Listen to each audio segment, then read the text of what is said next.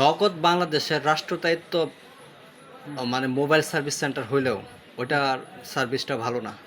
মানে কাস্টমার কেয়ারের অনেক সময় লাগে কোনো প্রবলেম হলে প্রবলেম সলভ হইতে।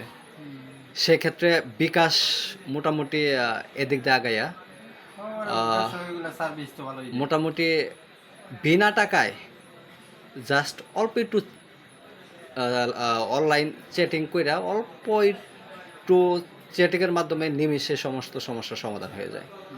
এই যে মিন্টু ভাইয়ের কাজটা করে দিলাম বিনা টাকায়, এই অল্প কিছুক্ষণ সময় লাগছে জাস্ট।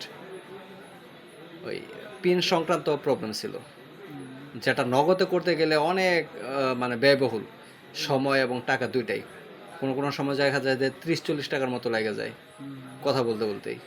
সেক্ষেত্রে বিকাশে বিনা টাকায় এই সার্ভিসটা আমরা পাইলাম।